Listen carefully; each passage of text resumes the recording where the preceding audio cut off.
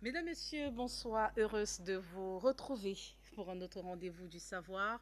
Nous sommes face à l'actualité ce soir. Afrique Média, une fois de plus, sous le feu des projecteurs, après de multiples accusations contre la télévision panafricaine. Place à présent encore à de nouvelles accusations contre elle. Afrique Média a été taxée de chaîne pro-russe, une chaîne de propagande en faveur du Kremlin, de multiples accusations contre Afrique Média et justement après le rapport d'État américain et bien d'autres articles, on parle ici d'une multiplication d'articles, Afrique Média, Russia Today ou encore Afrique Média et la Fédération de Russie, quelles sont les sources de financement, quelques titres que l'on retrouve sur certains tabloïds à la une de journaux télévisés avec des programmes spécialisés pour présenter, je cite, la propagande russe en Afrique. Faut-il s'en inquiéter? Ce sont entre autres des sujets fort évocateurs évoqués, permettez encore cette tautologie, dans le cadre de certains programmes télévisés à cet effet. Pourquoi tant d'intérêt sur la télévision Afrique Média? Est-ce le partenariat Afrique Média, Russia Today qui fâche?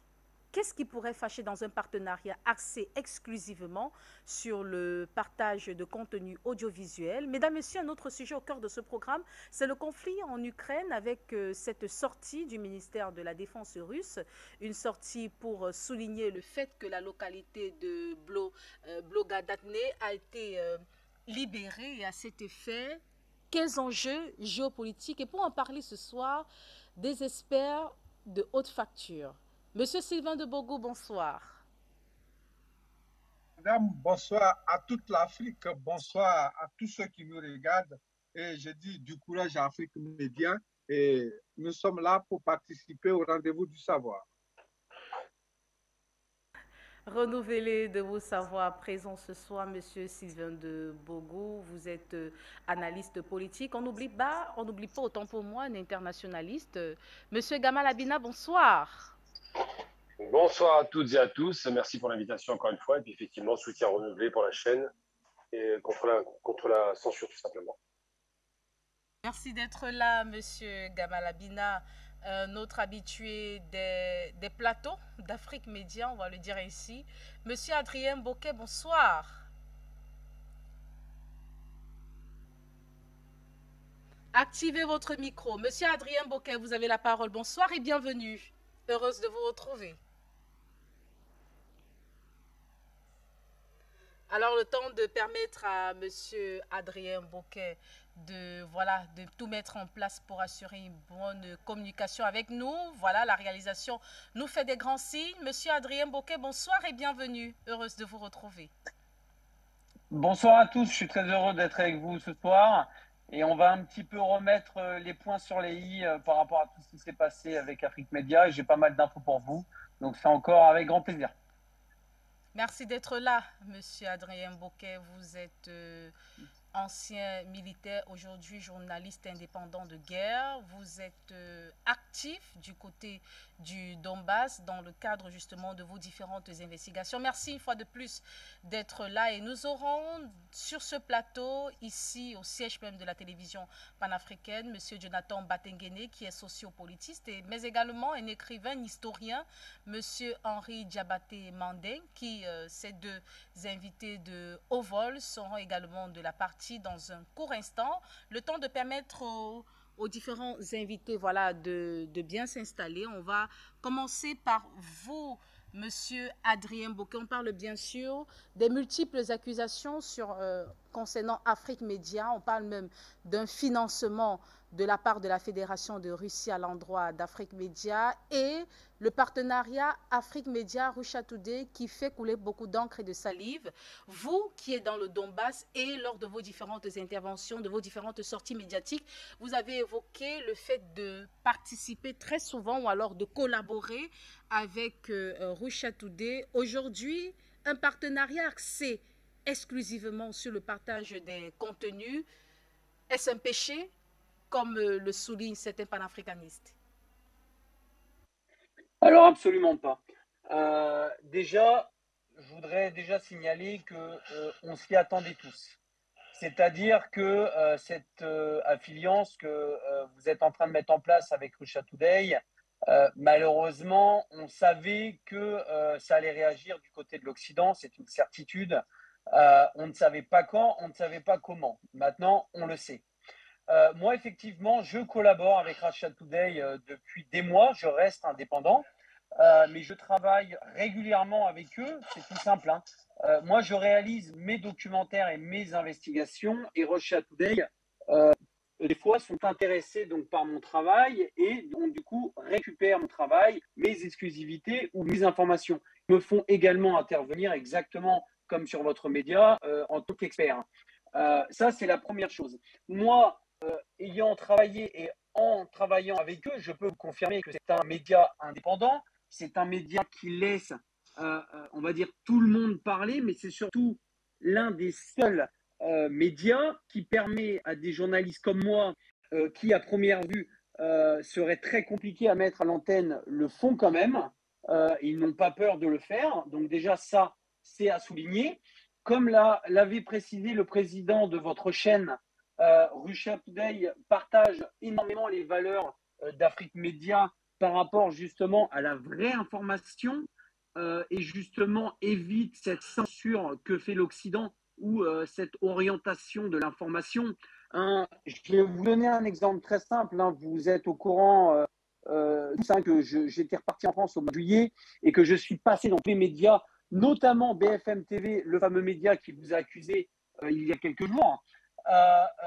Justement, je vais revenir sur ce fameux BFM TV dont je suis passé et dont j'ai révélé les crimes ukrainiens. Pendant le plateau, pendant les pubs dans ce média, on m'a demandé de me taire. J'ai refusé de me taire chez BFM TV, donc ils m'ont sorti du plateau avant la fin qui était prévue. Voilà comment se passe une chaîne qui se permet de vous insulter, hein, on va le dire clairement, de vous insulter médiatiquement, d'insulter même vos valeurs, alors que eux-mêmes censurent les personnes qu'ils invitent eux-mêmes sur leur plateau, et j'en suis le témoin propre de ce qu'il se passe sur leur propre plateau. Donc ils ne pourront pas nier ce que je viens de vous dire. J'ai été moi-même viré de leur propre plateau. J'aimerais bien qu'un jour, ils trouvent une seule personne chez Russia Today ou chez Afrique Média que vous avez censuré ou que tout simplement vous avez fait sortir de votre plateau. Tout simplement, ça n'existe pas. Ça n'existe pas chez Afrique Média, ça n'existe pas chez Russia Today, parce que vous laissez la libre parole.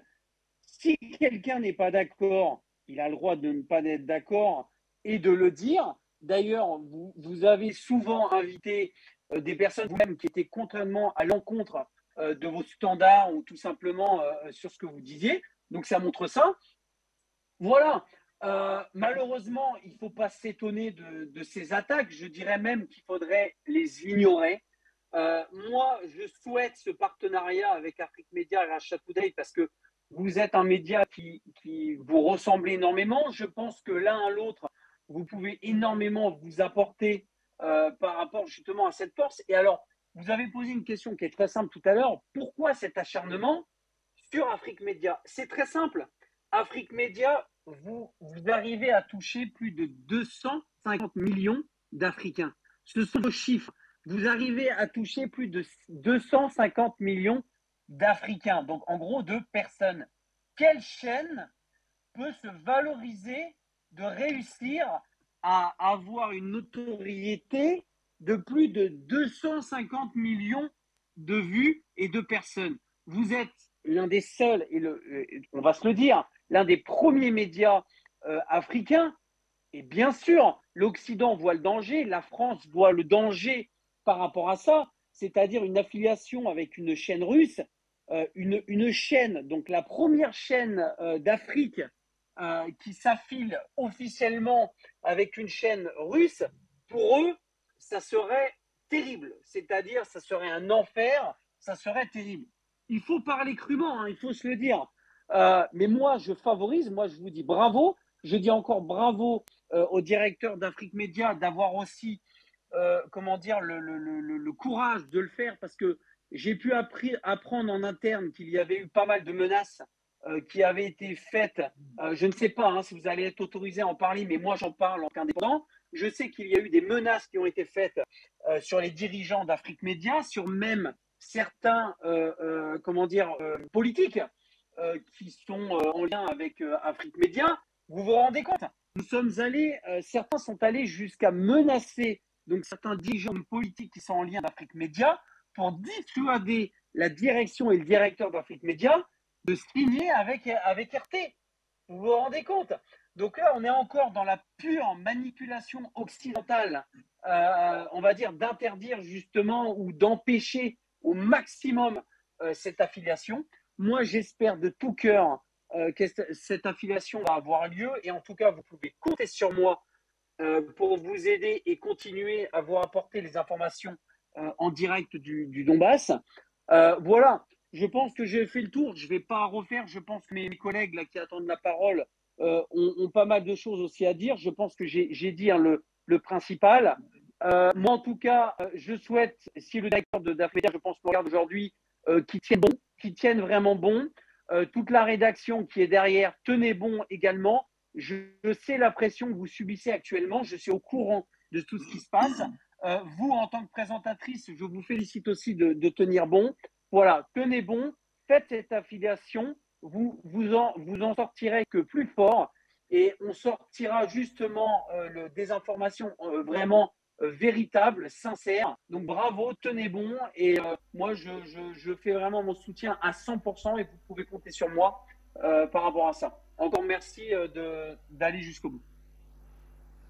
Merci pour votre premier jet d'intervention, Monsieur Adrien Mbouke. On l'a dit, des programmes spécialisés pour parler justement de la Fédération de Russie et un rapprochement, je cite, toxique avec la télévision panafricaine, parlant d'une source de revenus ou alors de financement à travers ce partenariat Afrique Média Russia Today. Et bien sûr, un sujet ou alors une thématique évoquée dans le cadre d'un programme spécialisé, Afrique, propagande russe, faut-il s'en inquiéter? Afrique Média indexé. Regardez, on se retrouve juste après.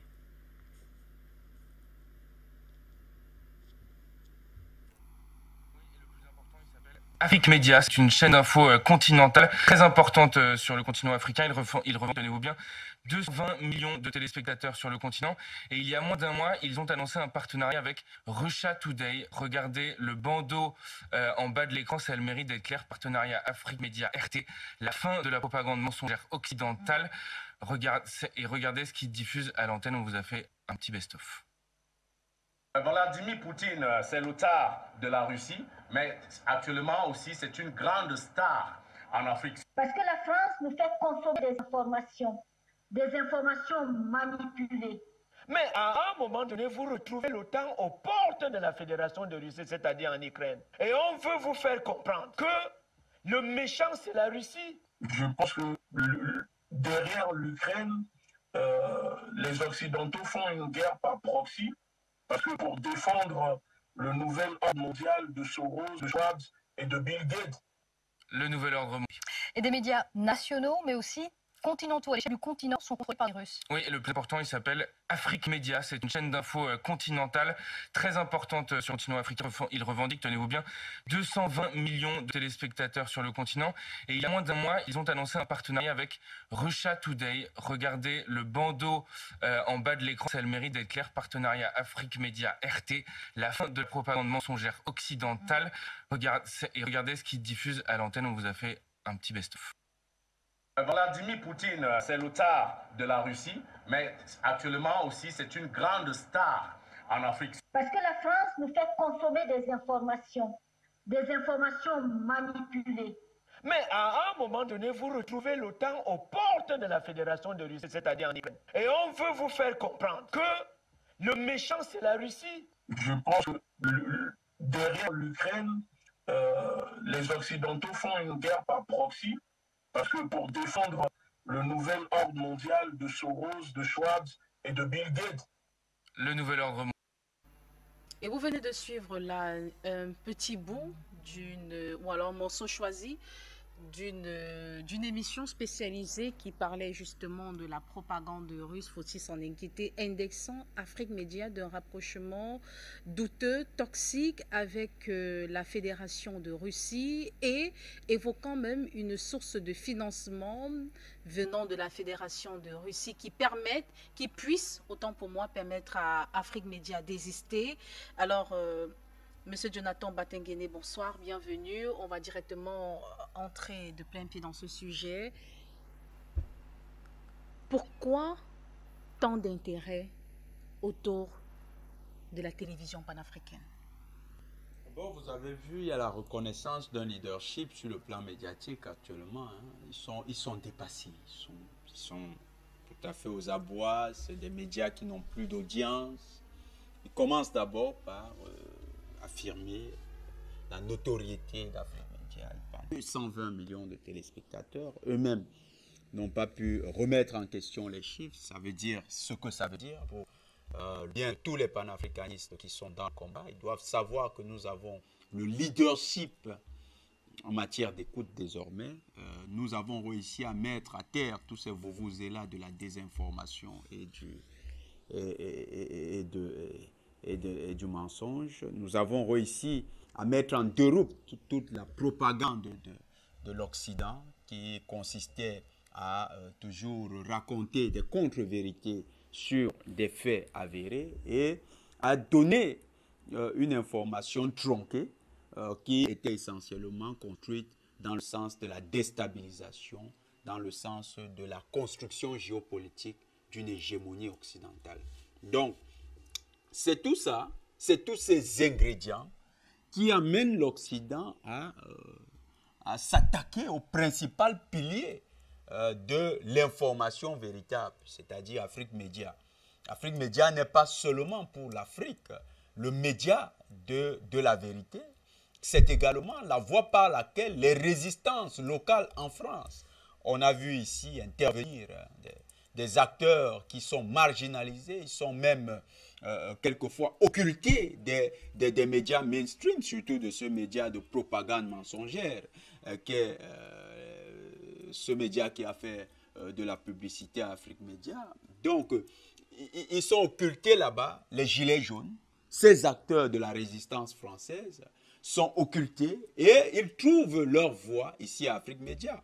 On a vu des journalistes sérieux, des journalistes d'investigation sur le conflit, l'opération militaire spéciale russe en Ukraine. On a vu des journalistes sérieux comme Adrien Boquet qui apportait des révélations inédites sur la réalité même dans le Donbass, c'est-à-dire le calvaire des familles russophones ukrainiennes sur leur territoire en Ukraine, leur calvaire pendant 8 ans, c'est-à-dire des bombardements incessants par l'armée ukrainienne, un génocide à ciel ouvert, un génocide in vivo, qu'ils ont essayé de dénoncer via le documentaire, qui n'ont pas reçu l'adhésion des patrons de cette presse. Ils ont même reçu une sorte d'intimidation parce qu'Adrien Boquet, tout à l'heure, notre frère qui est de l'autre côté, en Russie aujourd'hui, en exil, n'a pas pu trouver d'oreilles favorables dans ces médias-là. Il s'est même plutôt retrouvé avec des menaces, de couper ses revenus, de le mettre dans une situation de précarité et simplement d'attenter à son existence. Adrien Boquet, dans ce pays, la France, où lui-même, en tant que citoyen, il a servi en tant que militaire, a longtemps cru au discours pompeux de propagande française qui consiste à dire nous sommes le pays de la liberté d'expression, le pays de la liberté de penser, le pays des droits de l'homme. Lui-même s'est retrouvé en contradiction avec ce discours parce que les autorités françaises, au lieu que de le défendre, l'ont exposé, l'ont jeté à la vindicte de ces médias mensonges et des acteurs qui contribuent à créer cette propagande mensongère dans ces médias, si bien qu'il est aujourd'hui en exil en Russie. Vous avez du journalisme de vérité, d'investigation, qui ont apporté ici leur témoignage à Afrique Média, qui ont montré quelle était la réalité des choses et qui ont réussi à faire vivre aux téléspectateurs la réalité telle qu'elle ne se dit pas dans ces médias-là et la vérité telle qu'elle aurait dû se dire là-bas. C'est ça, c'est tout ça qui fait que ces médias prennent désormais Afrique Média pour la cible à abattre. Ça n'a pas commencé aujourd'hui, ça a commencé il y a plusieurs années déjà. L'année dernière, on était déjà ici à parler des articles mensongers de Vieille Afrique, pour ne pas dire Jeune Afrique, le média qui se présentait comme étant la voix de l'Afrique dans le monde. Jeune Afrique qui a été utilisé pour dire des contre-vérités contre Afrique Média et tous les panélistes d'Afrique Média, allant jusqu'à arguer dans le sens de Emmanuel Macron, le président de la jeune française, que les panélistes d'Afrique Média sont stipendiés par la Russie. Il y a une chose que M. Adrien Bocquet lui-même peut aujourd'hui contredire, parce que lui qui vit là-bas en Russie, nous ne savons pas quelles sont ses sources de revenus, mais au moins s'il sait qu'il n'a jamais été rémunéré par la Russie pour venir dire les vérités qu'il a pu proférer ici sur le média Afrique Média. Donc, des contre-vérités comme ça sont balancées, des mensonges sont présentés comme étant la réalité d'Afrique Média, mais ça participe de ce que Macron appelait la guerre d'influence. La guerre d'influence, parce que la guerre d'influence, ce n'est pas la guerre au sens d'une guerre conventionnelle, ce n'est pas la guerre où on utilise des armes. C'est la guerre où on utilise des médias interposés. C'est la guerre où on utilise des associations de la société civile. C'est la guerre où on utilise plusieurs acteurs intermédiaires pour imposer son opinion. Et influence parce que cette opinion est une opinion qui va désormais fabriquer les consciences collectives, fabriquer les consciences individuelles, prédisposer les individus à agir d'une certaine manière. La France s'est lancée de plein pied dans cette guerre d'influence et a compris que pour véritablement peser dans cette guerre, il fallait s'attaquer à celui qui est aujourd'hui le média de la vérité, c'est-à-dire le média qui permet de contrecarrer tous les plans de l'Occident désormais dans le monde, parce que Afrique Média n'est pas seulement à la dimension de l'Afrique, c'est le média qui contrecarre par excellence les plans de l'Occident dans le monde, c'est le média qui met en nu les mensonges de l'Occident dans le monde, c'est le média qui apporte aux téléspectateurs la vérité telle qu'elle se déroule sur les théâtres d'opération, mais également dans les milieux fermés. Et c'est le média qui va à la cueillette de l'information primaire chez les sources, même ceux qui fabriquent cette information, c'est-à-dire les acteurs qui ont participé à construire les faits qui sont parfois commentés. Donc, avec cette posture, cette révolution journalistique, cette méthodologie nouvelle, cet engagement pour la vérité, Afrique Média est devenue la cible de ces médias-là. Et c'est pourquoi vous voyez ce genre d'émission. Ils croyaient qu'avec ce petit moment de commentaires négatifs sur Afrique Média, ils allaient déconstruire l'univers de vérité que nous avons mis des années à ériger.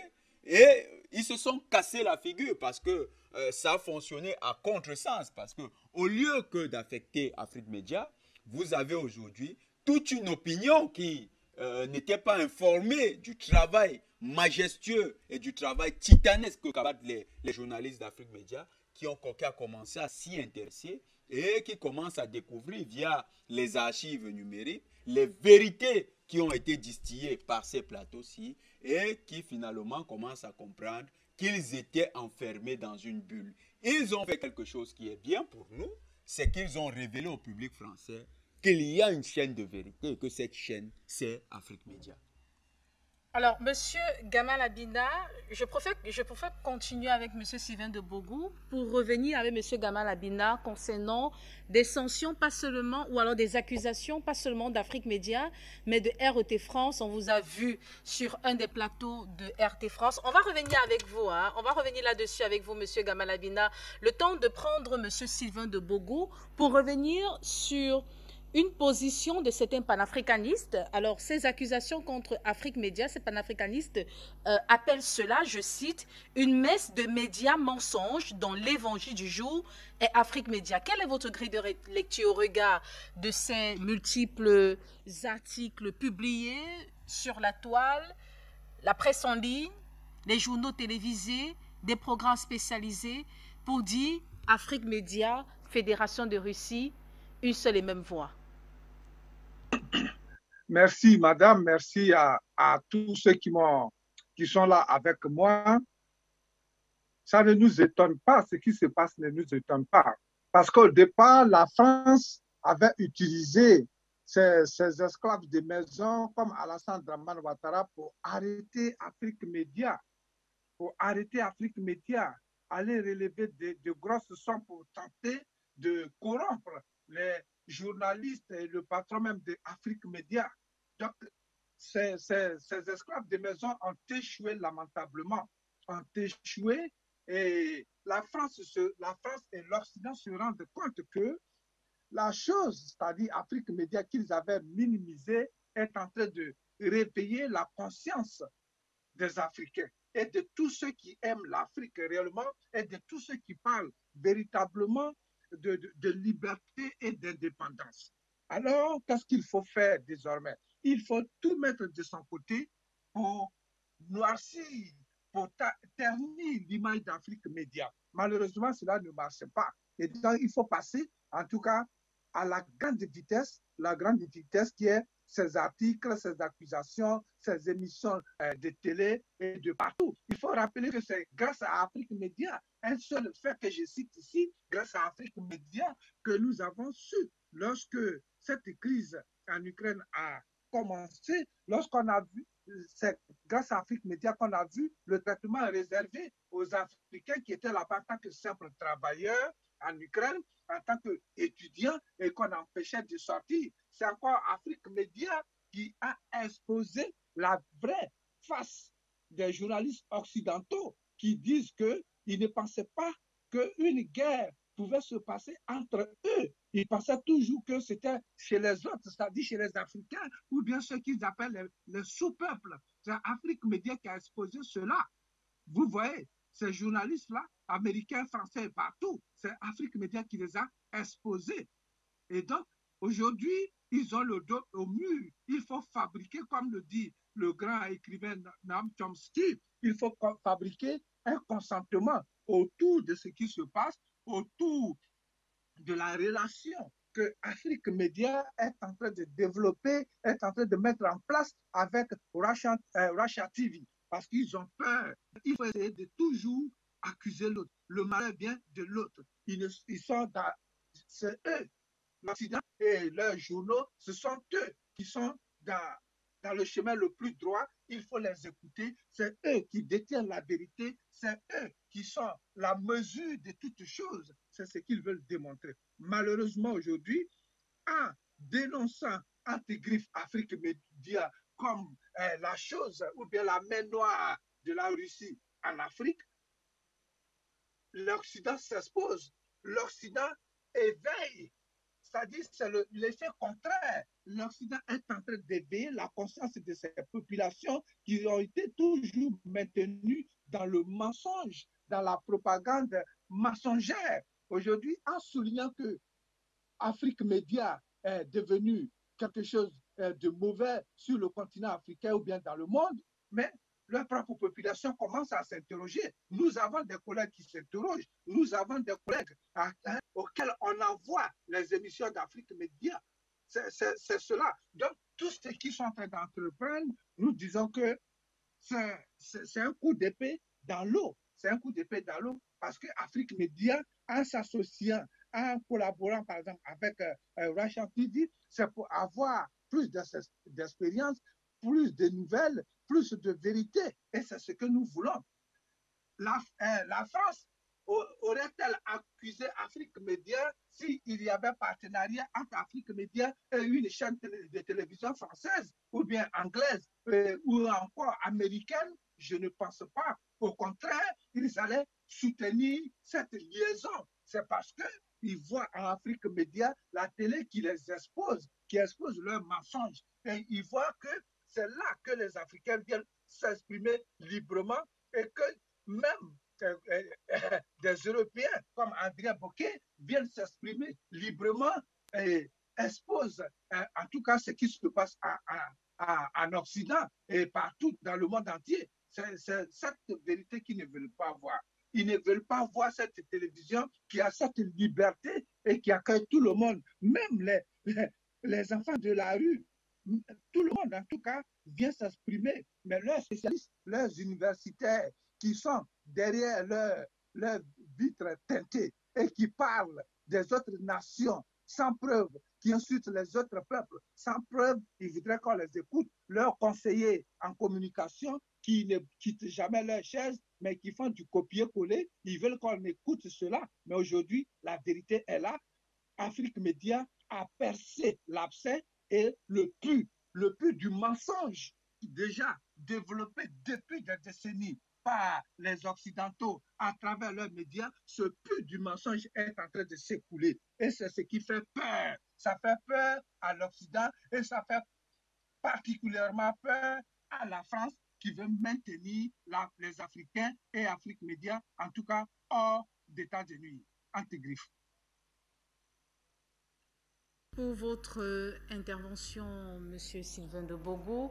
Alors, M. Gamal Abina, avec vous, outre ces accusations contre Afrique Média, il y a également d'autres médias qui ont été victimes de sanctions venant de la France. Il s'agit bien sûr de Rocha Today France, dont les avoirs ont été gelés, et bien d'autres sanctions contre Rocha Today. Vous étiez sur un plateau de Rocha Today et vous êtes revenu avec une certaine hardiesse concernant la nécessité de mettre en avant ou alors de respecter la notion de liberté d'expression en Afrique, mais également dans le monde entier. Aujourd'hui, Afrique Média, taxé de tous les noms, aujourd'hui, Afrique Média, liberté d'expression, finalement, se pose des questions. Quelle est votre grille de lecture?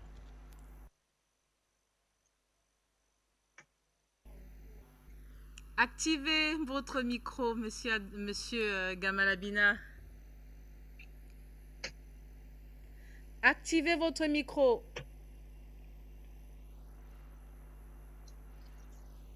On ne vous reçoit pas. On ne vous reçoit pas, monsieur Gamal Abina.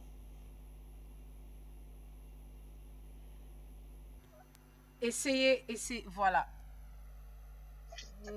Nous ne vous recevons pas, monsieur Gamal Abina.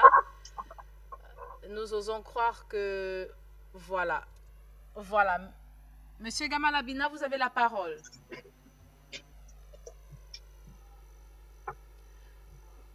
Toujours pas de son avec monsieur Gamal Abina. Le temps de régler cela. Monsieur Gamal Abina, on va passer la parole à monsieur... Voilà. La réalisation nous fait des signes. Monsieur Gamal Abina, vous êtes à l'antenne. Nous vous recevons actuellement 5 sur 7. Vous m'entendez là? Nous vous recevons de façon impeccable. Très bien. Je retire les oreillettes parce qu'apparemment c'est un petit peu décalé. Donc, ce que je vous disais, je me rapproche un peu quand même. Simplement, oui, j'ai fait la dernière émission de RT France. J'y suis allé avec Philippe Pasco, sous la demande de la direction de la chaîne, évidemment, pour expliquer ce qui s'était passé, à savoir une censure violente qui s'est abattue sur RT France. Il faut savoir que là, c'est un homme qui s'appelle Patrick Cohen qui a dit que la RT France était une chaîne qui ne devait pas être diffusée, qui était trop censurée, il ne comprenait pas pourquoi elle s'était continuée à émettre, alors que l'Europe n'a pas du tout dit que RT France devait être fermée, mais uniquement ne plus être captée sur le continent européen. Donc la question qui se pose aujourd'hui, c'est effectivement une question de liberté d'expression. On voit bien l'offensive qui est menée aussi contre Afrique Média. Je vous rassure, il ne faut pas trop s'inquiéter. Ce sont des médias privés qui s'expriment, particulièrement BFM, qui est tenu par M. Drahi, qui est en grande difficulté aujourd'hui d'ailleurs. Eh bien, BFM reste une télévision privée, donc c'est pas très sérieux. C'est une concurrente en termes d'information par rapport à Afrique Média. Donc, ils se positionnent comme des gens qui ont beaucoup de mal à supporter qu'une chaîne panafricaine ait autant d'audience, alors que BFM reste tout de même une chaîne avec très peu d'audience, malgré tout. Et simplement pour dire quoi? pour dire que oui, j'ai eu l'occasion de travailler pendant 3 ans avec RT France en tant qu'intervenant, 3-4 ans maintenant, et il y a toujours eu une chaîne intéressante en termes de contenu, de contradictoire, d'échanges, toutes les pensées étaient représentées, d'extrême droite à l'extrême gauche, donc il n'y avait aucun problème là-dessus. Mais la problématique qui se pose, c'est qu'effectivement, la guerre en Ukraine ayant démarré, les Français se sont comportés comme les Européens, comme s'ils étaient en guerre contre la Russie. Donc la problématique qu'on a aujourd'hui, c'est quoi? C'est une question de liberté d'expression confisquée. On voit bien qu'on est dans une posture très offensive et très guerrière de l'Occident, face évidemment à une Russie qui, elle, mène une guerre dans ses propres territoires finalement, puisque c'est l'ancienne fédération, enfin l'ancienne URSS qui était à l'origine de la création de cet État qu'on appelle l'Ukraine. Et il se passe effectivement une question qui se pose, c'est de savoir pourquoi est-ce que l'Occident va censurer des chaînes de télévision comme s'ils étaient co-belligérants, comme s'ils étaient simplement en guerre contre la Russie. La réponse est très simple, c'est qu'effectivement, ils ne veulent pas dire qu'ils sont en guerre, mais qu'ils alimentent la guerre. Alors, qu'est-ce qui peut être questionné? Il y a eu Conspiracy Watch, par exemple, qui a mis Afrique Média à l'index. Pourquoi? Parce que Afrique Média, effectivement, reçoit des gens qui ont un discours qui peut être perçu comme étant radical ou conspirationniste. Sauf qu'elle ne reçoit pas évidemment que cela. Elle reçoit les panafricanistes qui ont un discours indépendantiste. Elle reçoit les anticolonialistes. Elle reçoit les gens qui dénoncent cette mainmise de l'Occident sur l'Afrique, qui est réelle, qui n'est pas masquée, et surtout qui critique ouvertement la France pour les postures extrêmement néocoloniales qu'elle a adoptées durant 60 ans. Donc, qu'est-ce qui se passe? Eh bien, la question qui se pose, c'est une question, le chiffre est intéressant. Ils ont dit, Afrique Média revendique 220 millions de téléspectateurs.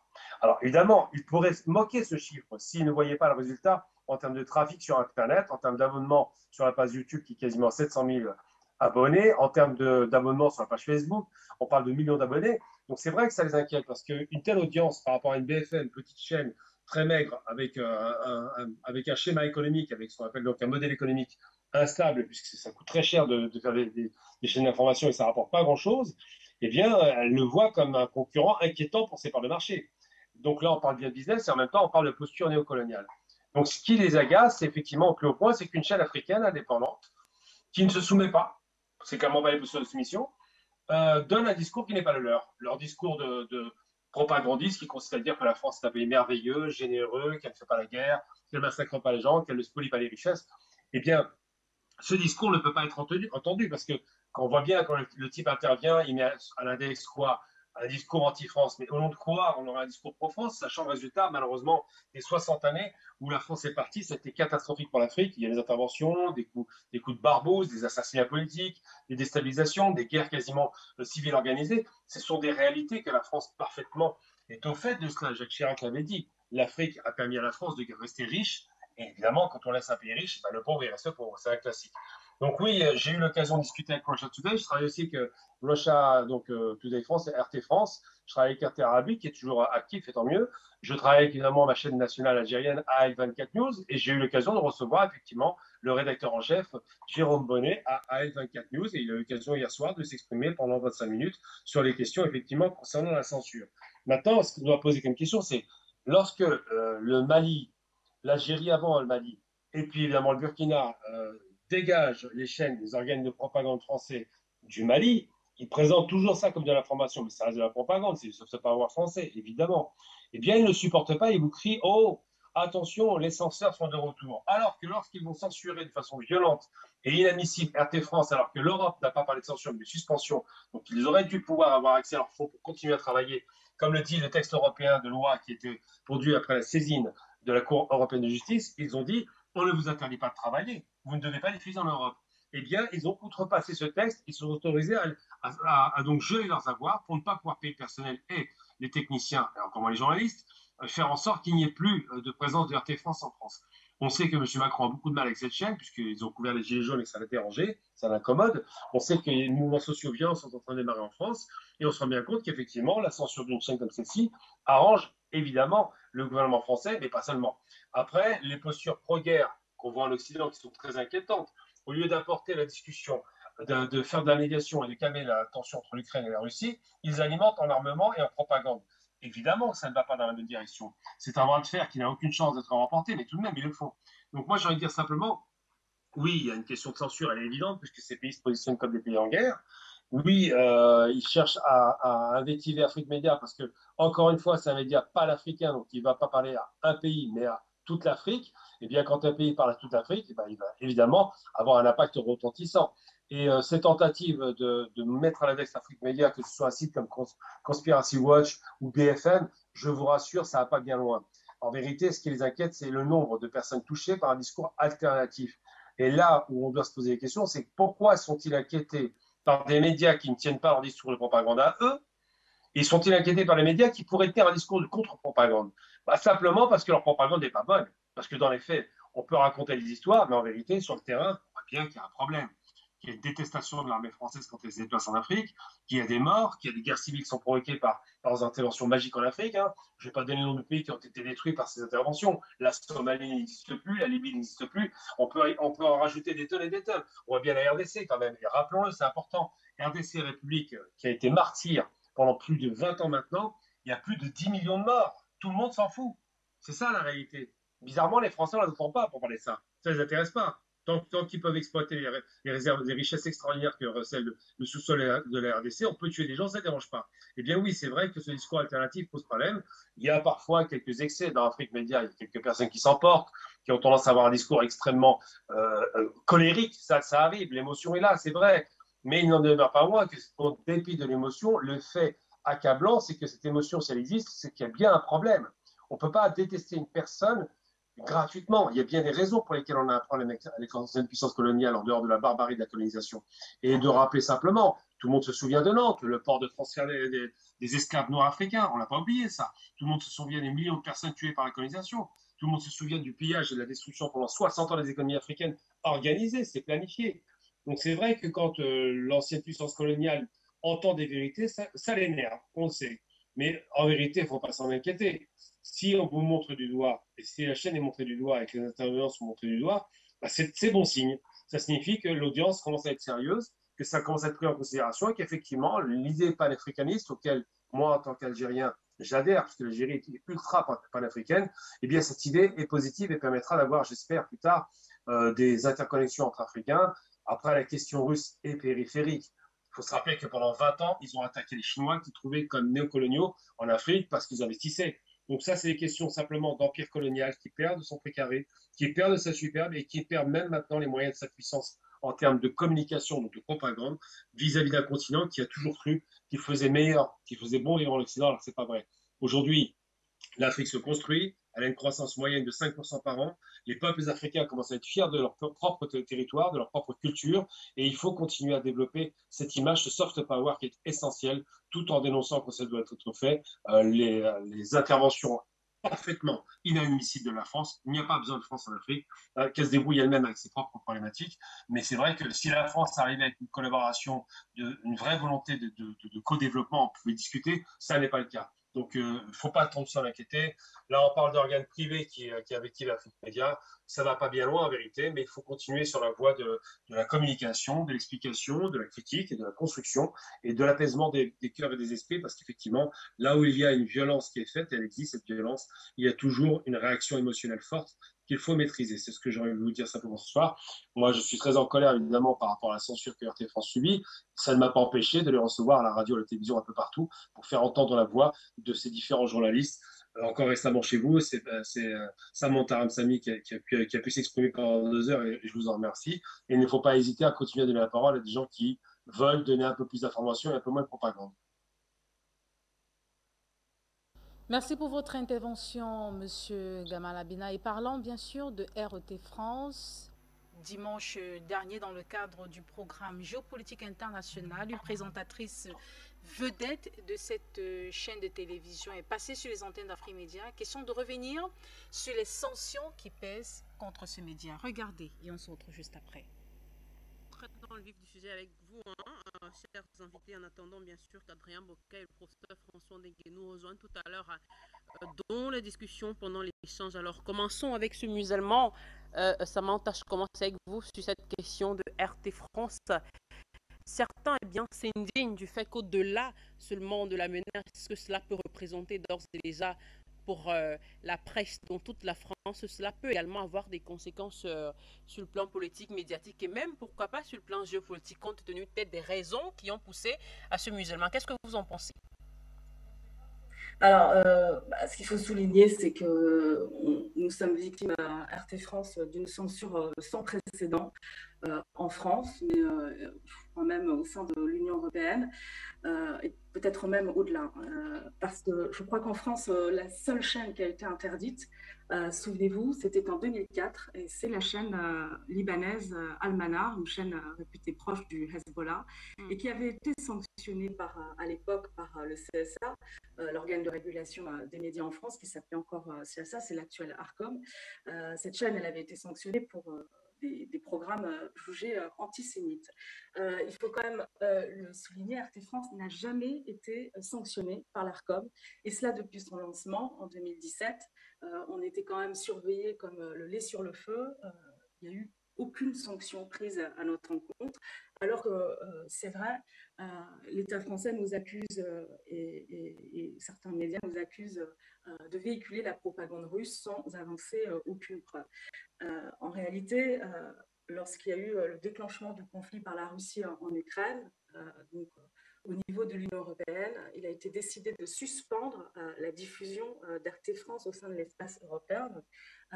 C'est une directive que tout le monde peut lire et je rappelle que dans cette directive, il est question d'une suspension, non pas d'une interdiction de diffusion.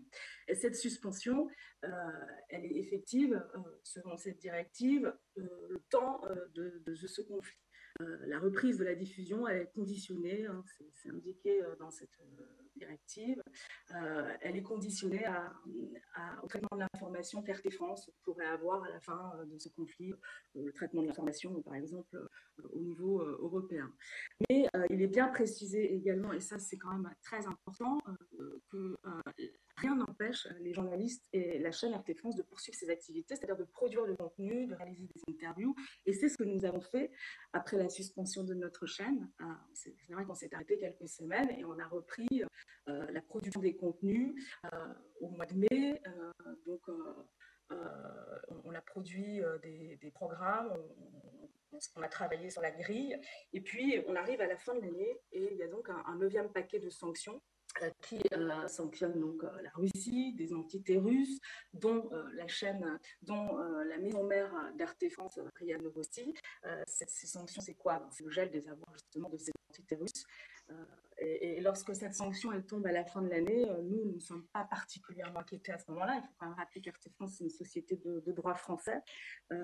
Et c'est vrai qu'en janvier, on nous a donc notifié le gel des comptes bancaires d'RT France. C'est la direction générale du Trésor qui a donc notifié ce gel des comptes bancaires.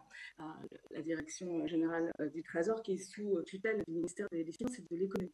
Donc c'est une décision de l'État qui s'est justifiée, de l'État français qui s'est justifiée en argumentant que par ricochet, puisque la sanction prévoit le gel des avoirs des entités russes dans la maison mère, et bien par ricochet, cela doit s'appliquer à RT France. Donc, sur le plan juridique du droit français, c'est discutable. Je parle sous couvert de ma direction. Je pense que nos avocats sont sur ce dossier. Au moment où je vous parle, voilà la situation. Donc, les comptes bancaires d'RT France sont gelés. Pour l'instant, les salariés ne sont pas rémunérés. Alors, on ne sait pas si, effectivement, le ministère des Finances va appuyer sur un bouton pour pouvoir dégeler au moins partiellement les fonds. Les fonds qui sont sur le compte bancaire d'RT France. Et ça conditionne évidemment la survie de notre média, parce que si il n'y a plus de fonds, voilà, c'est la fermeture qui nous attend, et ça va être vraiment compliqué de poursuivre nos activités. Donc tout ça, c'est très très inquiétant, vous l'imaginez bien. C'est une censure sans précédent. C'est inquiétant pour la liberté des médias, la pluralité des sources d'information en France. Et surtout, c'est ouvrir une boîte de Pandore finalement, parce que si ça arrive à RT France, on se dit que ça peut arriver à un autre média. Et il faut noter que l'État français a condamné la suspension de RFI au Burkina Faso, au Mali, a condamné la suspension de France 24 au Mali, à ce titre, et pourtant, sur son propre sol, elle encourage la fermeture d'un média qui n'a jamais été sanctionné, je le rappelle, par l'ARCOM, l'organe de régulation des médias ici en France. d'expression, Samantha, une autre question que je vous pose, mais cette fois-ci à deux volets. Alors, premièrement, est-ce que vous pensez, vous, à votre niveau, que cette différente suspension, finalement, pourrait d'une certaine façon impacter le traitement, le traitement de l'information, la façon de travailler de RT France pourrait changer, amener à modifier, à revoir certaines choses dans le traitement de l'information. Et d'ailleurs, que répondez-vous à ceux qui disent clairement que ces suspensions-là expriment tout simplement un niveau ou alors le niveau de dégradation de la liberté d'expression en France? Est-ce que c'est le cas? C'est bien le cas, puisque on sait tout de même que la France reste le pays de la liberté d'expression. Est-ce qu'aujourd'hui, à travers ces différentes suspensions, on peut dire que cette liberté d'expression a pris un coup? Ah bah, clairement, c'est vrai qu'RT France se distinguait, et je ne vous apprends rien, des médias dits mainstream par sa ligne éditoriale.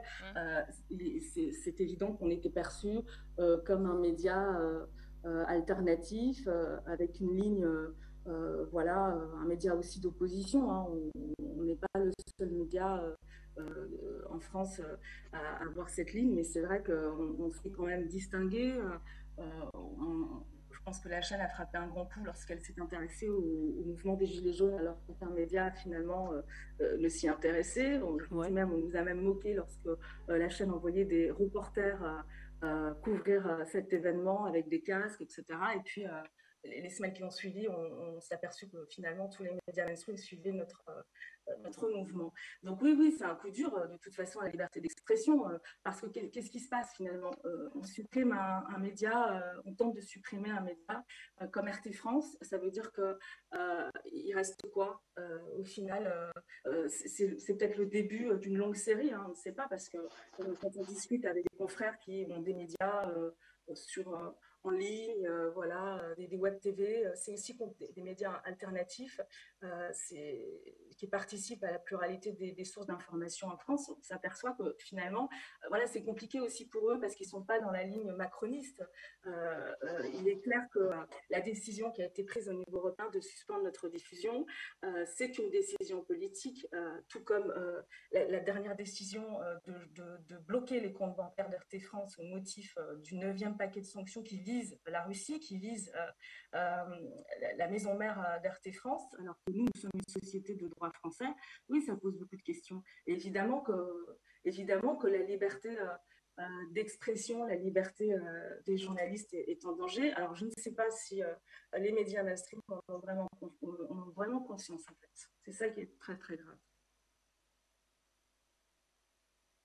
De suivre la journaliste Samantha Ramzani qui est intervenue sur les sanctions qui pèsent sur RT France à l'instar du jet des avoirs. Alors, monsieur Adrien Boquet, qu'est-ce qui fâche concrètement dans ce partenariat ou alors dans ce lien entre Afrique Média et RT, un partenariat, il faut le souligner, axé exclusivement sur le partage de contenu audiovisuel?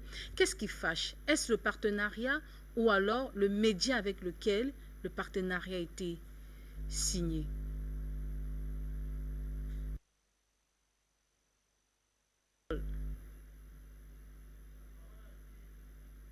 Monsieur Adrien Boquet, la parole vous est donnée.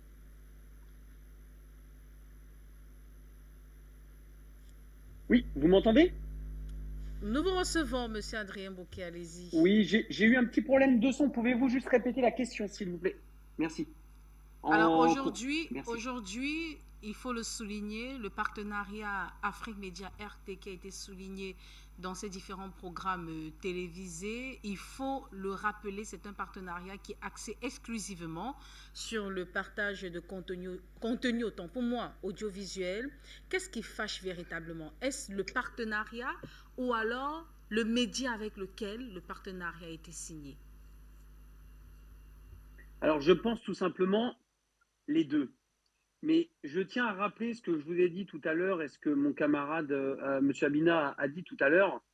Ce qui fait très mal et ce qui vraiment dérange l'Occident, c'est votre force d'impact au niveau des téléspectateurs. J'ai dit 250 millions parce que j'ai enrobé avec Internet. Donc, comme l'a très bien rappelé BFM TV, vous arrivez a impacté jusqu'à 220 millions de téléspectateurs. C'est énorme. Donc, vous avez une force qui est énorme et qui dérange et qui indirectement jalouse les autres médias. C'est une certitude. Mais il y a deux aspects. Il y a l'aspect médiatique et il y a l'aspect politique. Je vais d'abord parler de l'aspect médiatique qui est extrêmement dérangeant. Vous avez BFM TV, LCI, TV5 Monde, enfin, toutes ces télés, et j'en oublie, hein, France Info, qui ont une ligne directive qui est de montrer à 95, même 99% ce qui se passe en Ukraine et ne surtout pas montrer ce qui se passe dans le Donbass, etc., etc. On a ça depuis des mois. Dès qu'il y a une petite bride, on va dire, d'incohérence ou de preuve que l'Ukraine est responsable, ils viennent nous amener des dizaines et des dizaines de pseudo-experts, etc., etc. Ou un truc très simple, hein, vous regardez à chaque fois les plateaux, ils sont 5-6, ils sont tous d'accord. Ils sont tous d'accord, ils vont tous dans le même sens du vent. Déjà, ça, sur une chaîne, on va dire, médiatique au niveau de l'information, c'est pas possible. Quand vous traitez une information, vous ne pouvez pas inviter 6 personnes qui vont dans le même sens du vent. Dans ces cas-là, l'information n'a plus aucun sens. C'est-à-dire que vous avez 6 personnes qui vont dire exactement la même chose, un petit peu différemment, mais l'information de base qui est traitée sera toujours la même. Donc déjà, vous voyez le problème par rapport à ces chaînes. Et alors, vous allez me dire pourquoi je dis cet exemple-là. Parce que vous et RT sont l'inverse.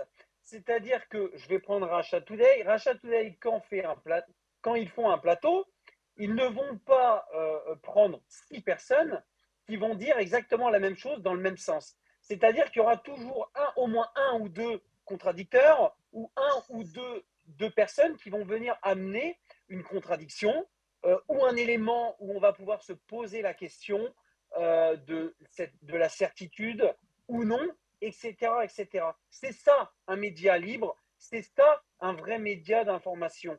C'est pas juste un point de vue et un sens. Et vous, Afrique Média et Russia Today, vous êtes justement à l'inverse de ces médias qui ont une ligne directive qui est bien sûr qui arrive hein, du gouvernement. Hein, je l'avais déjà prouvé hein, que le gouvernement donnait on va dire des injonctions aux lignes directives, c'est-à-dire au directeur de la chaîne, et le directeur de la chaîne après donnait ces lignes directives à ses producteurs et ainsi de suite. Vous avez compris, la chaîne arrive, en gros, la ligne directive arrive après sur le plateau. Mais si vous allez vraiment tout en haut, vous avez le directeur de la chaîne avec le gouvernement du pays. Ça se passe toujours comme ça. Et malheureusement, et heureusement, Afrique Média et Russia Today vous n'êtes pas comme ça. Donc déjà, vous les dérangez par rapport à cette ligne directive qui n'est pas du tout conventionnelle comme la leur. Ça, c'est la première des choses. Et la deuxième chose, sur l'aspect politique, vous avez une force d'impact. Vous savez que la France, là, est en dérive totale hein, au niveau de l'opinion panafricaine, africaine.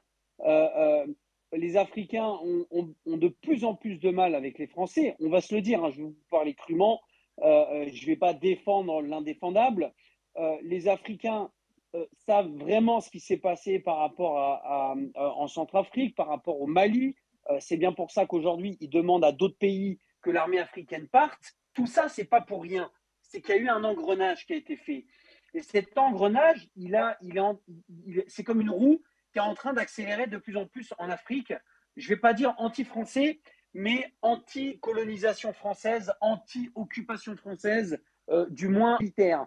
Je suis ancien militaire, hein. Je sais que c'est fou d'entendre un ancien militaire parler comme ça, mais moi, je suis quelqu'un de réaliste.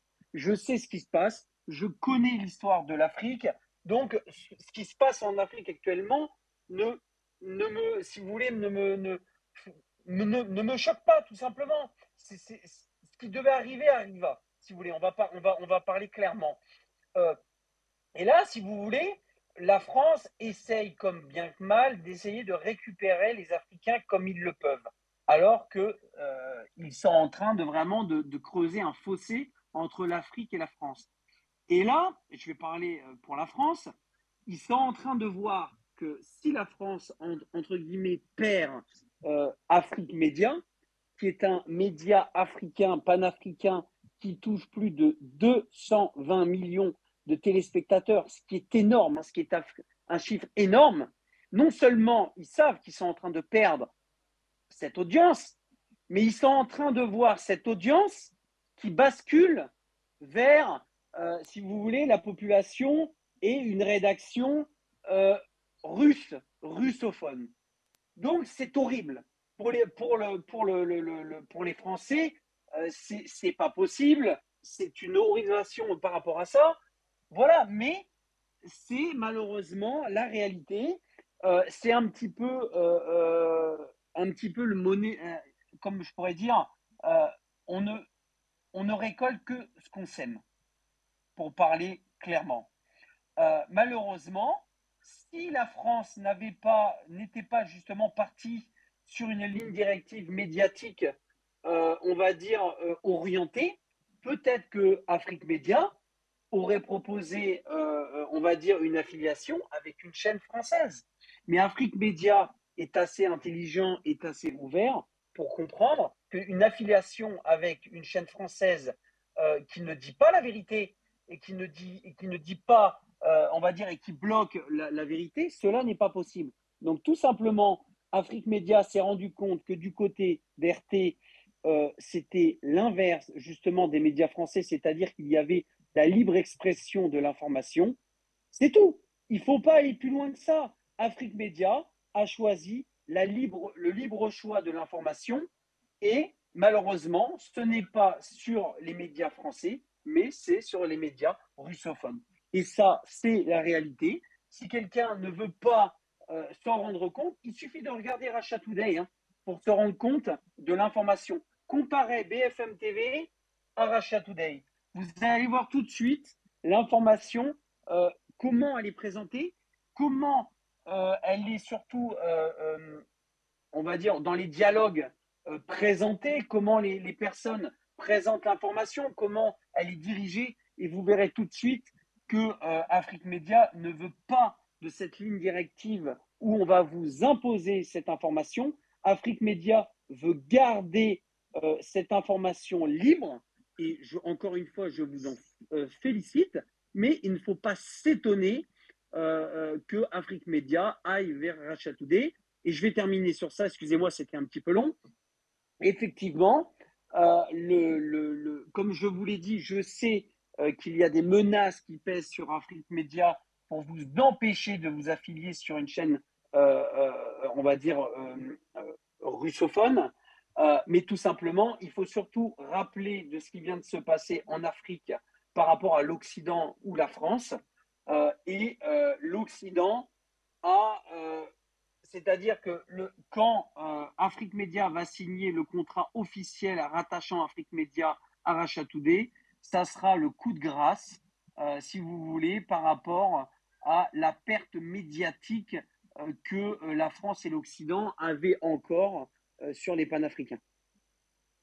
Merci pour votre intervention, Monsieur Adrien Bocquet. Alors, Monsieur Jonathan Batenguene, très souvent, il est important de revenir même sur les chefs d'accusation portés contre Afrique Média, chaîne de propagande, des consultants qui interviennent et qui ne font que, entre guillemets, bavarder et non analyser et non décrypter les sujets à l'ordre du jour.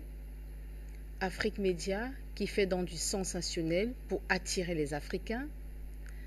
Afrique Média qui ne suit pas la ligne éditoriale, qui ne respecte pas le code d'éthique et de déontologie professionnelle. Afrique Média dont les journalistes sont des journaleux et ne respectent pas les canaux d'écriture du style journalistique. Afrique Média dont les journalistes laissent les panélistes dire du n'importe quoi sur tout le monde. Afrique Média, dont les journalistes ont la langue scellée, ont la langue liée avec le hiérarchie. Toutes ces accusations qui viennent de ces différents médias et même dans certains rapports, on ne va pas entrer dans tous ces détails que vous connaissez déjà si bien. Finalement, on a mis tous ces éléments sur la table des débats. Où est la faute d'Afrique Média ici? S'il y a une faute, hein, vous êtes libre de le présenter à ciel ouvert, devant tout le monde. Et vous voulez dire que moi, elle va dire que nous, on a commis une faute? Non, la question, je préfère reprendre ma phrase, ma question. Moi, je dis, on a déposé les éléments ou alors les chefs d'accusation contre Afrique Média sur la table. Les choses ont été dites in extenso comme ces différents articles, émissions, journalistes ont souligné. Mais c'est important de vous poser cette question. S'il y a une faute, s'il y a une erreur, si Afrique Média a fauté un niveau, il est important, nous sommes en direct, de le dire sans langue de bois. Non, Afrique Média n'a pas fauté. Adrien Bocquet qui vient de prendre la parole. Monsieur Asselineau était ici, sur notre plateau. Monsieur François Asselineau, président du... Monsieur Asselineau, les Gilets jaunes, on a beaucoup de noms là, les Gilets jaunes. On a les Comoriens qui sont venus ici, on a les Martiniquais, les Guadeloupéens qui sont interdits de médias, pas officiellement, mais de manière officieuse. Mon frère, notre Monsieur Bocquet peut bien témoigner là-dessus, sur les méthodes de musulmans en France. Toutes ces personnes trouvent à Afrique Média une tribune libre. Ce n'est pas une faute. C'est au moins ça ce qu'on appelle la liberté d'expression. Et M. Bocquet a repris, je n'ai pas compté le nombre de fois, mais j'ai suivi plusieurs fois. Il a parlé de cette liberté d'expression effective. C'est le donneur de leçons qui reçoit finalement les leçons.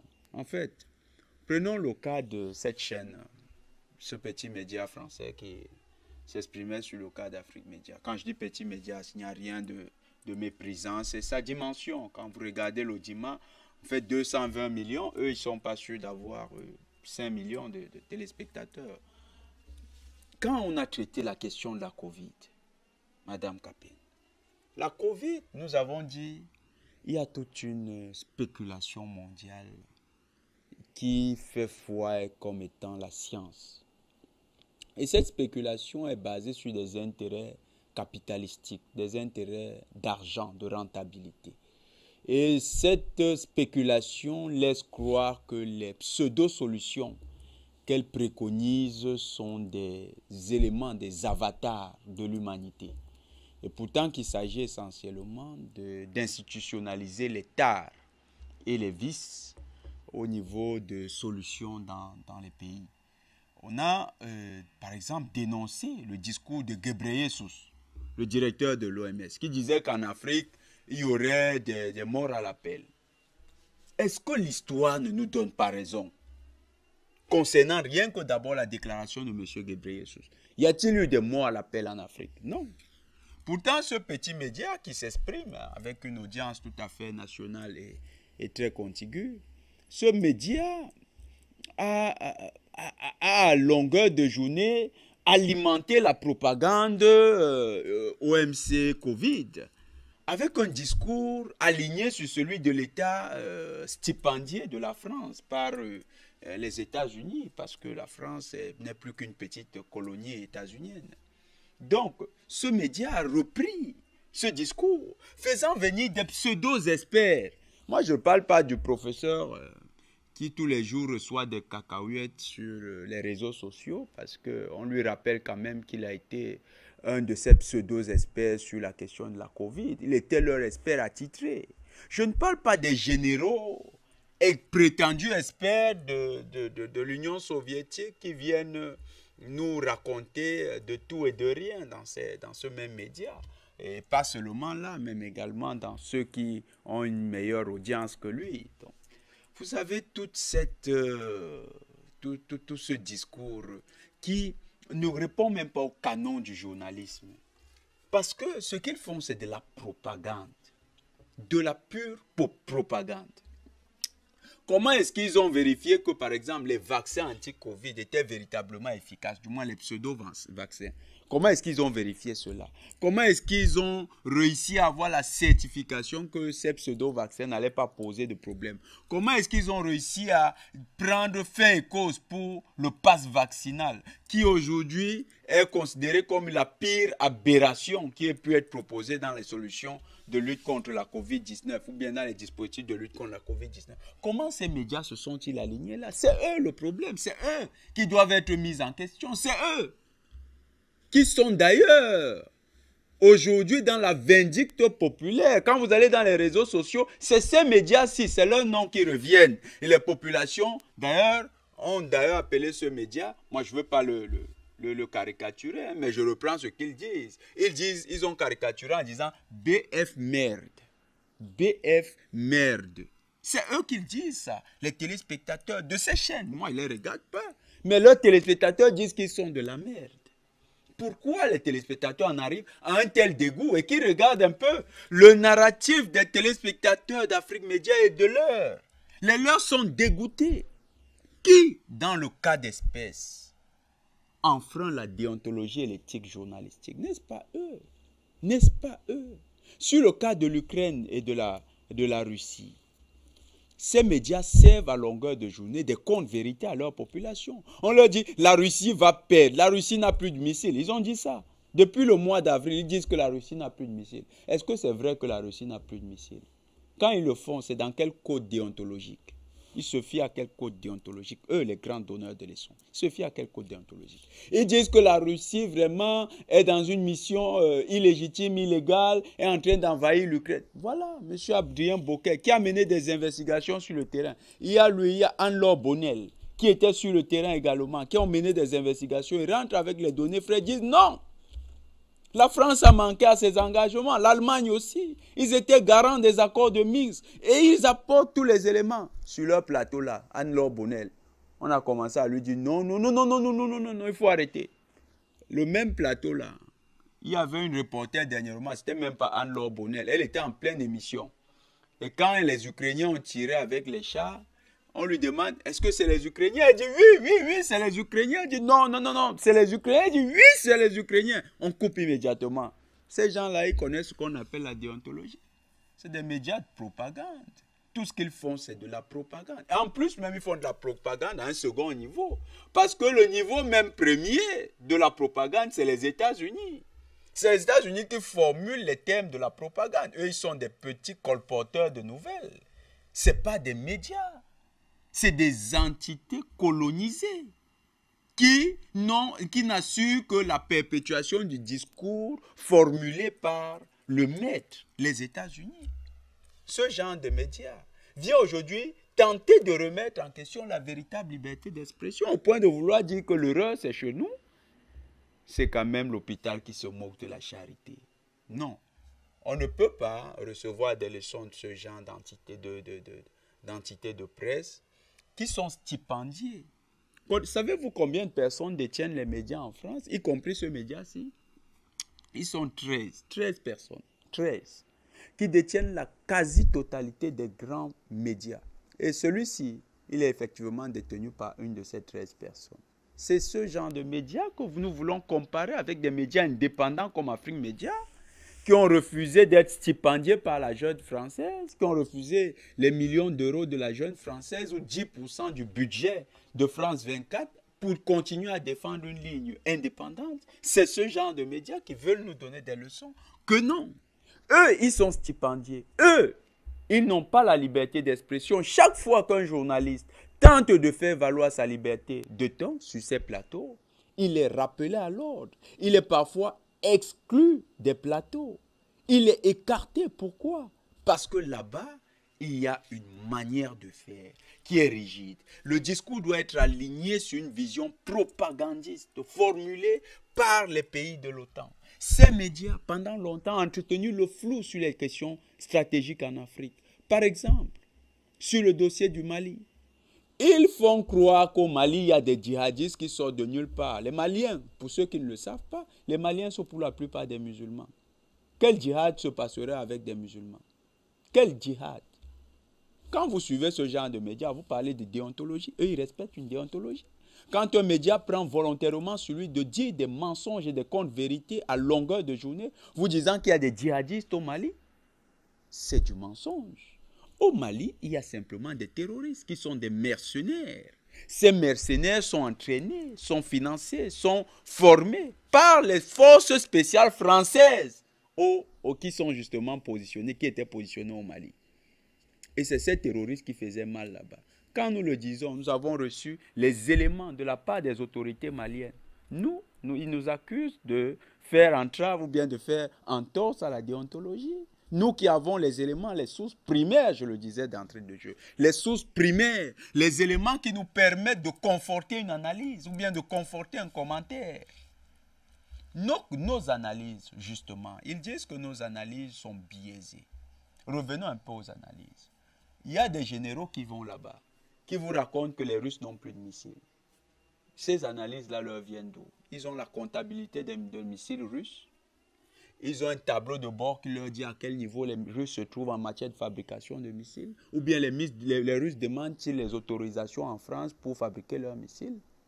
Ce genre d'analyse-là, c'est des analyses professionnelles. Tous les commentaires que nous avons remis en question, là, ceux sur la COVID-19, c'était des commentaires professionnels. N'était-ce pas des commentaires politiquement orientés? D'ailleurs, il a été prouvé que 80% de leurs invités ont été corrompus. La preuve, l'un des professeurs qui jouait le rôle de principal analyste pour les affaires Covid sur leur plateau, aujourd'hui, il est sous le coup d'une poursuite judiciaire dû à des faits de corruption en matière de gestion de la crise Covid. Ce genre de personnes-là, ils vont nous donner des leçons. Nous, combien parmi nous, parmi les analystes d'Afrique Média, sont sous le coup d'un procès pour des propos tenus ici, ou bien sur une affaire concernant les sujets traités ici. Monsieur Bandakani, est-ce qu'il est sous le fait d'un mandat d'arrêt international parce qu'il aurait dit des contre-vérités? Monsieur Tachinda, nous abordons des questions très diverses. Il n'y a pas que la France qui passe au carreau ici. Là. Nous avons parfois parlé du Rwanda. Vous avez suivi M. Kagame en train de demander qu'un des panélistes soit inquiété. Vous avez suivi M. Tshisekedi le faire. Aucune des plaintes n'a été déposée. Jusqu'à preuve du contraire, c'est leurs panélistes qui sont poursuivis en justice pour des faits de mensonges sur les plateaux. C'est leurs panélistes qui sont inquiétés par les populations. C'est leurs journalistes. Moi, j'ai vu un des journalistes dans la rue, il voulait faire un vox pop. Et qu'est-ce qui s'est passé? Les populations ont failli le prendre à partie. Pourquoi? Parce que les populations sont remontées par la ligne de mensonges qu'il suit. Elles lui ont d'ailleurs demandé, monsieur, mais au départ de cette crise, pourquoi vous nous conseillez de prendre des masques? Pourquoi vous nous conseillez de suivre? Qui vous paye? Pourquoi vous le faites? C'est leurs journalistes qui sont remis en question, pas nous, pas les nôtres. Donc l'erreur, c'est chez eux. C'est chez eux qu'il y a manque de professionnalisme. Et ce genre de médias qui veut organiser une cabale contre des journalistes sérieux, ce genre de médias est un peu à l'image de ce qu'est l'Occident aujourd'hui. L'Occident baigne dans ses mensonges. L'Occident a tellement menti qu'aujourd'hui l'Occident croit que le mensonge est devenu la vérité est devenue le mensonge. C'est-à-dire, chaque fois qu'ils voient quelqu'un qui dit la vérité, ils disent ça c'est le mensonge. Parce qu'eux, ils sont simplement habitués à mentir. C'est parce qu'ils voient enfin une chaîne qui a le courage de donner la liberté de ton à ses journalistes, de donner la liberté de ton à ses analystes, d'accueillir des analystes courageux qui ne vont pas aller dans le sens des contre-vérités dites en Occident, qu'ils sont inquiétés et qu'ils commencent à dire cette vérité-là c'est du mensonge. Ils veulent travestir la vérité. La vérité n'est plus de leur camp. Vladimir Poutine m'a dit, c'est l'empire du mensonge. Cette émission est à l'image de ce que l'empire du mensonge est. Il ne se reconnaît que dans le mensonge. Désormais, pour tous ceux qui nous regardent, vous devez le savoir, la ligne de fracture est consommée. Les lignes rouges sont tracées. Nous avons d'un camp les médias du mensonge, les médias mensonges d'Occident, comme cette chaîne et toutes les autres. Il y a France 24, CNN, BBC, c'est tout un panel de chaînes qui font à longueur de journée la propagande du mensonge. Et vous avez les nouvelles lignes de fracture. De l'autre côté, la ligne de la vérité qui est incarnée aujourd'hui par Afrique Média. Au niveau international, nous incarnons ce visage de la vérité, ce visage de la liberté. Et c'est parce que nous incarnons cela que nous serons toujours la cible des médias mensonges. Monsieur Gamal Abina, je poursuis avec vous. Il y a un sujet qui revient très souvent sur la table des débats, c'est l'orientation donnée aux positions des différents invités sur Afrique Média. Pour être assez explicite, Afrique Média est taxée d'une chaîne qui donne une orientation à ses invités avant tout direct lancé. Alors, j'ai voulu poser cette question à M. Gamal Abina. On va le dire, pourquoi M. Gamal Abina, vous êtes de l'autre côté et surtout, vous participez depuis quelques années sur les différentes thématiques abordées sur les antennes de la télévision panafricaine. On aimerait bien savoir, orientation donnée au départ, avant toute émission lancée avec vous, ou alors un contrat a été signé entre M. Gamal Abina et Afrique Média pour son obligation de confidentialité ou alors son parti pris pour les différentes positions qui pourront être abordées ou alors évoquées chez Afrique Média. Vous êtes libre de dire ce que vous pensez. Vous m'entendez ou pas? Je vérifie parce que sinon je retire les oreillettes. Vous m'entendez là? Voilà, nous vous recevons. C'est pas assez limpide, mais nous vous recevons quand même. Voilà, allez-y. Parfait. Je trouve que vous êtes un peu radin parce que j'ai pas reçu mon chèque, hein, pour être très honnête. Donc, il faut faire un effort sur les rémunérations, hein, parce que là, j'ai rien, malheureusement. Il se trouve que quand on m'a proposé de participer à votre chaîne, on m'a dit que vous n'avez pas l'argent. Donc, ne me corrompez pas, c'est compliqué. Et surtout, j'ai une sale habitude, c'est que je déteste qu'on me dicte ce que j'ai à dire. J'ai été dans des médias dans le monde entier. J'ai fait la télévision française, évidemment. J'ai fait Russia Today, j'ai fait la télévision arabe, Al Jazeera, TRT. J'ai fait AL24, la télévision de mon pays. J'ai fait Canal Algérie. J'ai fait la télévision même tunisienne assez longtemps. Bref, je suis intervenu un peu partout dans le monde. Hein.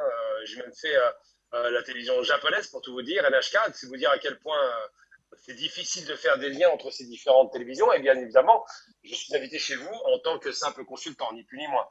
Mon activité permanente en France, c'est journaliste dans 2 radios qui sont France Maghreb 2 et évidemment Beurre FM. Donc c'est à peu près ça, mon positionnement. C'est un positionnement qui est clair. Je suis nationaliste algérien pour la libération du pays, ça va de soi. Je suis panafricain parce que l'Algérie est panafricaine depuis toujours. Je suis surtout anti-colonialiste, ça c'est évident. Et je n'ai pas besoin d'un maître ou d'un, je sais pas, d'un billet de banque donné par je ne sais quel pauvre type pour m'expliquer ce que je dois dire. J'ai une mauvaise habitude, c'est qu'effectivement, j'ai même été viré de la télévision française parce que j'ai eu l'occasion de mépriser Nicolas Sarkozy en disant que c'était Napoléon, en faisant un jeu de mots entre le Nabon et Napoléon. Et c'est vous dire le mépris que je peux afficher pour certaines personnes. J'ai eu l'occasion de m'affronter avec Le Pen à la télévision. Personne ne m'a dit ce que j'avais à dire. Je fais ce que je veux. Donc, quand on m'a présenté Afrique Média, c'est un ami qui me l'a présenté, un militant, expliqué, il me dit ce serait intéressant que je m'exprime chez vous, ce que j'ai fait, mais effectivement, vous faites bien de souligner qu'il n'y a pas de ligne directrice, si ce n'est la seule ligne qui est une ligne anticoloniale à laquelle j'adhère, panafricaine à laquelle j'adhère. Alors, je le répète encore à nouveau, c'est qu'il peut y avoir, ça et là, des gens qui sont énervés, qui ont des propos extrêmement durs, et ça peut arriver, ça s'explique parfaitement. Il peut y avoir parfois même des débordements excessifs, ça peut arriver, comme dans toutes les chaînes de télévision, mais c'est ce qui garantit en vérité une certaine indépendance de pensée. Alors, il va de soi, quand on va sur Afrique Média, on va pas parler de De Gaulle comme si c'était un héros. On sait très bien que De Gaulle est un criminel. On va pas sur Afrique Média pour dire que la France d'aujourd'hui n'a pas de posture néocoloniale alors qu'elle en a eu pendant 60 ans. Il faut être un petit peu cohérent. Ça ne veut pas dire les Français, ça ne veut pas dire les populations qui subissent la même chose en vérité. Ça veut dire la politique d'un pays. Ça fait une petite subtilité qu'il faut soulever. Mais quand vous me posez la question de savoir si on m'a donné des directives, ben, je vous réponds que si quelqu'un me donne une directive, je fais le contraire. Si vous me dites que le ciel est bleu alors qu'il est bleu, je dirais qu'il est rouge, rien que parce que j'ai un sens de la contradiction qui est là. Je déteste qu'on m'impose ma pensée, bien que je sois entêté, et je déteste évidemment l'idée que quelqu'un veuille me payer pour faire les choses. Ça ne m'intéresse pas, je suis indépendant. C'est ce qui m'offre d'ailleurs cette liberté. J'ai ma petite société. Je ne demande pas l'argent à qui que ce soit, je ne travaille pas pour l'État français, je ne travaille pour personne que pour moi-même, et je travaille pour mes clients. Donc ça fait une petite différence. Mais mes clients ne savent pas que je travaille je suis intervenu dans les médias, ça ne regarde pas. Quand ça arrive, c'est gênant, mais ça va pas plus loin que ça. Et oui, pour tout vous dire, oui, la question que vous posez, c'est de savoir si oui ou non l'Afrique Média impose une orientation. Bien non, les gens qui viennent chez Afrique Média ont une position de principe qui est celle de l'anticolonialisme et d'une indépendance de critique et d'idées. Ce sont des postures qui n'existent que très peu dans les médias français parce que ça les dérange. Mais si on revient sur des choses un peu plus sérieuses, évidemment qu'il y a une orientation sur Afrique Média qui est claire. Et en même temps, même si quelqu'un peut être en colère, ça m'arrive aussi d'être en colère. Ça ne change rien sur le fond. Lorsqu'il y a colère, c'est qu'il y a une raison. Et je vous donne un exemple très concret, je l'ai déjà donné plusieurs fois. Ça a irrité mes interlocuteurs. Lorsque, par exemple, en Algérie, en 62, les Français quittent l'Algérie à la suite de ce bain de sang, ils abandonnent lâchement les harkis. C'est pas très héroïque comme position, puisque les harkis ont travaillé pour eux. Et les harkis se font massacrer, pas tous, mais une partie se fait massacrer. On estime qu'il y a à peu près 50 000 harkis qui sont exécutés. Et j'ai posé la question pour dire, c'est bien beau de nous sortir les violons sur les harkis. D'abord, les responsables sont français, c'est eux qui les ont abandonnés. Première chose. Et deuxième chose, pourquoi la population s'est précipitée pour les tuer et pour les massacrer? C'est parce que les harkis, pendant 7 ans et demi, ont massacré les Algériens, ont violé les femmes algériennes, ont tué, ont torturé. Et que la réaction d'un peuple, on ne va pas dire à toute une population de massacrer gratuitement. Il y a bien une raison qui conduit à cela. Et cette réaction, c'est la réaction de peuples qui ont subi cette barbarie. On oublie toujours la barbarie harki en Algérie. Par contre, on dit, oh, les malheureux, ils ont été tués. Eh bien, en France, quand la libération intervient en 1944, ils vont massacrer les collabos, ils vont tondre les femmes françaises qui ont eu le malheur d'être avec des Allemands, uniquement pour se venger. C'est ça la réalité. On ne peut rien faire, malheureusement. Il a fallu l'armée pour arrêter cette barbarie. Et en Algérie, c'était une réaction légitime d'un peuple. Ils ont laissé en pâture des gens qui ont travaillé pour la France, je parle des Français, et derrière, ils les abandonnent et ils font semblant de ne pas comprendre ce qui va se passer. Tout le monde savait ce qui allait se passer. Mais il n'en demeure pas moins que c'est des réactions qui sont parfaitement légitimes. Pourquoi je parle de cet exemple? Parce que quand sur Afrique Média, il y a des gens en colère, des Maliens, des Burkinabés, ou chez vous au Cameroun, c'est pareil, on connaît l'histoire du Niobé, des massacres des Bamileke. Je veux dire, il y a quand même de vraies raisons d'être en colère. Après, si on refuse d'entendre ça, il y a un problème. Et je vais prendre un dernier élément pour vous expliquer mon propos. Monsieur Macron, qui a commis une grave erreur parce qu'il est conseillé par un malade mental qui s'appelle Nicolas Sarkozy, je le répète, malade mental, criminel de guerre. J'ai aucune sympathie pour cette vermine. Eh bien, monsieur Macron, malheureusement, écoute cet imbécile qui lui donne des conseils. Il lui a conseillé, parce que Sarkozy a un problème avec l'Algérie, de ne jamais demander pardon pour les crimes commis en Algérie, donc en Afrique en général. Eh bien, Macron l'a répété malheureusement, ce propos, et ça va gâter la relation entre la France et l'Algérie parce que M. Macron écoute un malade mental comme Sarkozy. Eh bien, je dis simplement, c'est que c'est criminel de ne pas reconnaître cela. Si on est un peu honnête, reconnaissons les crimes qui ont été perpétrés en Afrique, demandez pardon, et après, ça va peut-être améliorer la relation d'État à État. Pas les populations, évidemment, elles ne sont pas concernées, mais les États. Il y a un minimum de sérieux à avoir. Et puis aujourd'hui, la France refuse de faire ça au plus haut sommet de l'État. Comment voulez-vous que dans les médias français, on puisse entendre mon discours sur place en disant que c'est un discours anticolonialiste, antiraciste, évidemment, puisqu'on parle de racisme, et surtout anti-impérialiste. Le problème des empires, lorsqu'ils perdent leur précaré, lorsqu'ils perdent leur puissance impériale, c'est une frustration qui s'installe à la place et une haine pathologique. Et les Français, malheureusement, je parle de dirigeants, développent et maintiennent cette haine. Eh bien, aujourd'hui, je dis simplement, si quelqu'un prétend qu'on a besoin d'être payé par Afrique Média pour avoir un discours indépendantiste, anticolonialiste et digne, tout simplement, alors on parle de dignité, de retrouver sa fierté, de dire que l'Afrique est un continent merveilleux et qu'il faut tout faire pour le développer. Eh bien, si les gens n'aiment pas entendre cela, c'est qu'ils ont peut-être un problème avec eux-mêmes. Et voilà, donc je vous dis simplement, oui, il n'y a pas de ligne, on ne m'a rien imposé, je suis arrivé main dans les poches, je me suis exprimé, mon expression a été entendue, elle n'est pas extrême, elle n'est pas excessive, elle est juste modérée, mais elle met le doigt sur la focale, sur quelques problématiques qui se posent, à savoir le racisme institutionnel qui est appliqué à l'Afrique, le mépris racial, le mépris ethnique, le mépris économique et surtout cette arrogance malheureuse qui est restée dans la tête des dirigeants français de croire qu'ils sont le centre du monde. Ça fait plus de 220 ans qu'ils ne sont plus le centre du monde, 230 ans maintenant. La Révolution française a brillé, a fait de belles choses dans le monde. Aujourd'hui, c'est le passé. Aujourd'hui, la France doit accepter qu'elle a été réduite considérablement. Elle doit accepter qu'elle est devenue presque un vassal des États-Unis, c'est triste d'ailleurs, mais elle doit accepter aussi que l'Afrique est indépendante et que ce discours néocolonialiste et paternaliste doit arrêter, doit cesser cette prétention à vouloir se prendre pour des merveilles de la nature. Ça va 5 minutes. Quant aux chaînes privées qui vont vous dénoncer, je rappelle que ceux qui payent la chaîne privée, M. Drahi, aujourd'hui a des gros problèmes en Suisse. Il doit 7 milliards 300 millions d'euros à la Suisse. Il ne faut pas trop qu'il joue le martyr, enfin le malin, parce que là, il risque d'avoir une position de martyr qui risque d'être vraiment méritée. Voilà, donc oui, je réponds à votre question. Non, je n'ai pas été payé. Non, on ne m'influence pas. Je suis totalement indépendant. Je parle parce que ce média me plaît. Si un jour j'entends des propos racistes tenus chez vous, vous ne me verrez plus. Mais pour le moment, je crois bien savoir que je suis, et Dieu merci, encore une fois, chez mes frères et chez mes sœurs. Monsieur Sylvain de Bogo, finalement, à qui profite, je cite, cet acharnement contre Afrique Média, selon vous? Un acharnement, ça profite à la classe politique occidentale, ça profite à la France, ça profite aux patrons des journaux, ceux qui détiennent les grands journaux, les télévisions, les chaînes de télé en Europe. Ce sont eux qui, ma foi, voient leur gain basé sur le mensonge et sur la propagande leur échapper. C'est cela la réalité. Et donc, c'est eux qui veulent détruire un média qui donne de la voix à ceux qui n'avaient pas de voix. Un média qui permet à tout le monde de savoir ce qui se passe en Afrique et partout. Un média qui, ma foi, est venu mettre une fin à ce mensonge qu'on a toujours eu depuis que nous n'étions même pas encore nés, et nous-mêmes lorsqu'on a commencé à écouter les médias, et à écouter les nouvelles, à écouter la politique, à faire de la politique. C'est cela. Et donc, ils ont peur, c'est eux qui veulent vraiment arrêter Afrique Média, parce que pour eux, Afrique Média est en train de voler leur audience.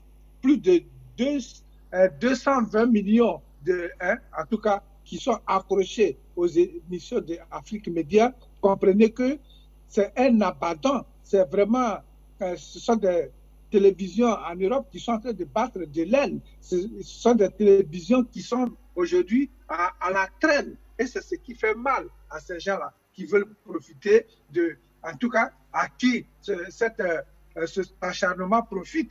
Mais je dis et je répète, je signe et j'insiste que leur acharnement aujourd'hui montre la grandeur d'Afrique Média.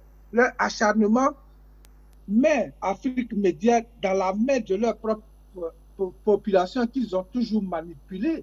Leur population qui ne savent même pas d'où les politiques tirent leur argent, leur richesse pour venir les nourrir, qui pensent que l'Afrique, c'est un continent perdu, qui pensent que nous dormons encore dans les huttes ou bien nous dormons dans des grottes ou bien sur des arbres. Ce sont eux, ce sont ces populations, plutôt ce sont elles qui, ma foi, aujourd'hui ont été libérées, qui sont en train d'être libérées par cet acharnement sur Afrique Média par leurs propres parents, par leurs propres médias. C'est cela. Pour moi, c'est un bénéfice pour l'Afrique et surtout pour Afrique Média. Eux, ils sont des perdants. Ils sont des perdants. Ceux qui s'acharnent aujourd'hui sur Afrique Média sont des perdants parce qu'ils vont de plus en plus perdre de l'audience. Et quand on critique quelqu'un, lorsqu'on accuse quelqu'un, la curiosité que cela crée amène les personnes qui vous écoutent à aller voir ce qui se passe d'eux-mêmes. Ils veulent voir pourquoi accuse-t-on, pourquoi s'acharne-t-on tant sur Afrique Média. Alors les gens vont prêter leur oreille, ils vont prêter leurs yeux, ils vont poser des questions. C'est ce qui se passe. Donc pour moi, je dis bravo de nous avoir donné encore plus d'audience, d'avoir donné encore plus de vues à Afrique Média, et je suis sûr que après cette émission, après à la suite d'acharnement, je pense très bien que Afrique Média va passer à plus de 500 millions de vues et d'auditeurs. C'est ce que moi je pense. Et donc, Afrique Média doit se frotter les mains et continuer à travailler. Les journalistes d'Afrique Média doivent continuer à faire leur travail proprement. Les invités qui viennent faire, en tout cas, donner leur analyse, leurs commentaires, doivent continuer à travailler d'arrache-pied parce que Afrique Média est en train de prendre ce qui lui appartient, c'est-à-dire la plus grande partie du gâteau de l'information sur l'échiquier mondial. C'est ce que je pense. Afrique Média, le monde, c'est nous.